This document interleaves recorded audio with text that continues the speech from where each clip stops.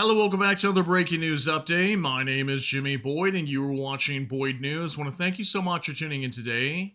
I've got a breaking news report coming out from Ukraine. We're going to talk about this gentleman here on your screen. His name is Kirilo Budnov. He's the head of Ukraine's Military Intelligence Directorate, also known as the HUR. And we're going to be discussing North Korea today as he's giving us a warning that North Korea is now getting help from the Russians to produce Shahed-style drones. So we're going to take a look at your screen here. Budnov says Russia to help North Korea build Shahed-type drones. Russia has agreed to help North Korea begin domestic production of Shahed-type Kamikaze drones. Ukraine's military intelligence chief Kirilo Budnov said in an interview with the Warzone magazine.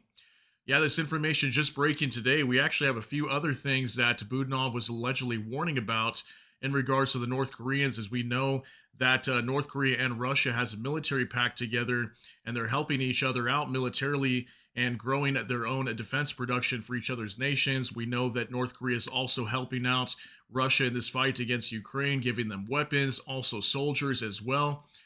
So I want to go over a report and share some information with you guys. We're going to talk about the North Koreans today.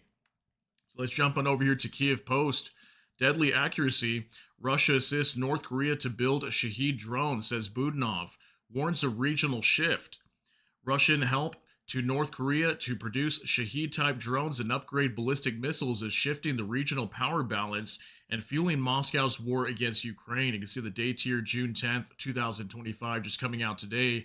Here's a picture of Kirilo Budnov right here.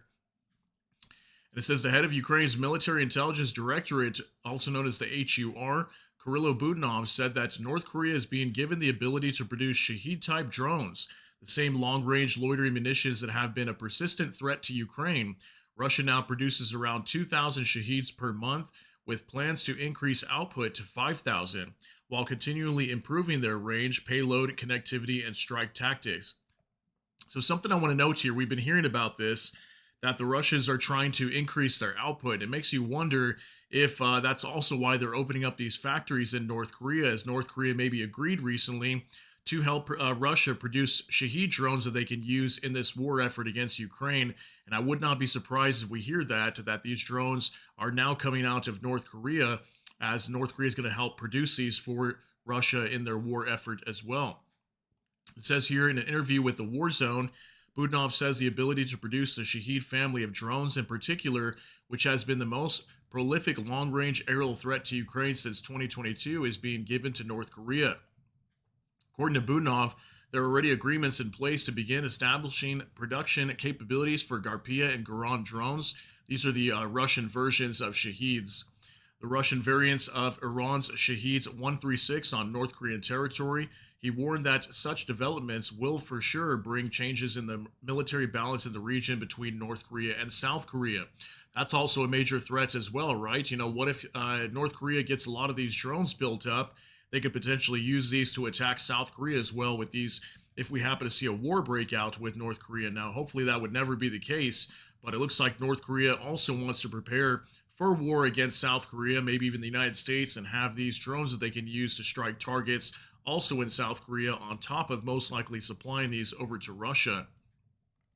Finally, it says here, Budnov emphasized that giving North Korea access to Shahed drones, which have long terrorized Ukraine with their range and persistence, would enable Pyongyang to strike targets across South Korea, potentially in overwhelming numbers. This could allow them to saturate air defense systems and follow up with additional missile or artillery strikes.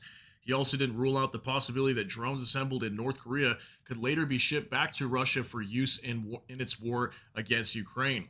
Now, obviously, that's a major threat. Yeah, I think highly likely North Korea is going to be producing these for Russia, sending them over to Russia's military to use to launch inside of Ukraine, especially if we're hearing that the Russians are massively producing a lot of these drones right now. They're probably going to be getting help from North Korea to utilize these inside of Ukraine as well. So here's more information down below in this article. I'll cite it down below in the description of this video for you guys. But now we're going to jump on over to X. I'm going to show you a few things over here as well. So let's hop on over to X now with Null reports. North Korea will continue to support Russia in its war against Ukraine, said Kim Jong-un during a meeting with Sergei Shoigu, Russia's Secretary of the Security Council.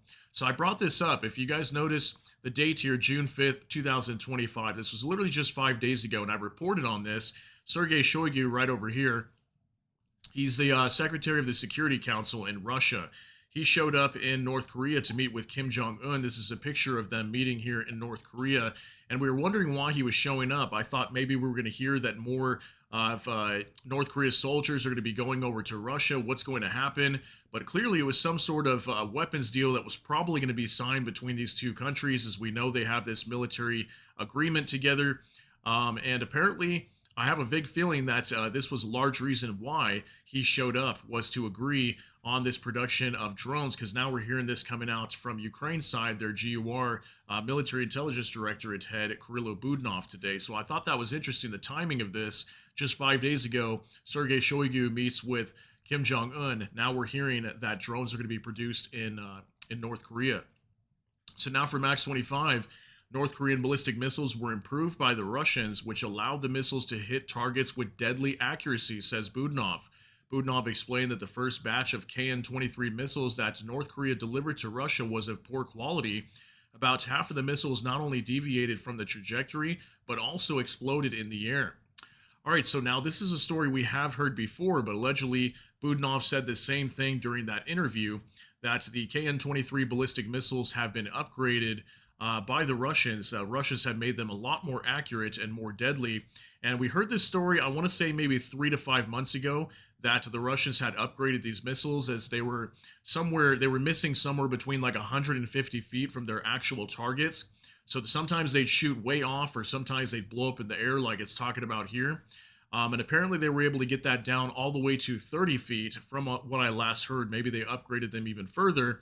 But now these missiles miss anywhere within 30 feet of their designated target. So now, according to Kirill Budnov, these KN-23 ballistic missiles, which were fired into Ukraine today, are becoming more deadly and more accurate. So that's not good news. Now for Max 25. A new uranium enrichment plant is being built in North Korea. This is a clear sign that Kim Jong-un plans to increase his nuclear weapons stockpile, according to the New York Times today. North Korea built about 50 nuclear warheads last year and has enough material to make about 40 more. So on top of drone production and helping out Russia and sending troops over there, getting involved in the war in Ukraine, they're also going to be increasing their nuclear stockpile more than likely. As we know, they already have nuclear weapons, but they could potentially be producing 40 more. And clearly they are building a new uranium enrichment plant inside of North Korea, according to the New York Times today. So not good news, guys. More signs that we're getting close to a major war breaking out, and North Korea getting more heavily involved in this fight against Ukraine, as they're now going to be producing these drones, which could eventually be shipped back to Russia and then eventually flying into Ukraine and attacking Ukrainian cities. So not good news, guys. Just wanted to give you an update of what's coming out from Ukraine's head of the HUR. Kirill Budnov here, and information about North Korea today. So I want to thank you so much for tuning in for this update. If you got something out of this, please smash that like button.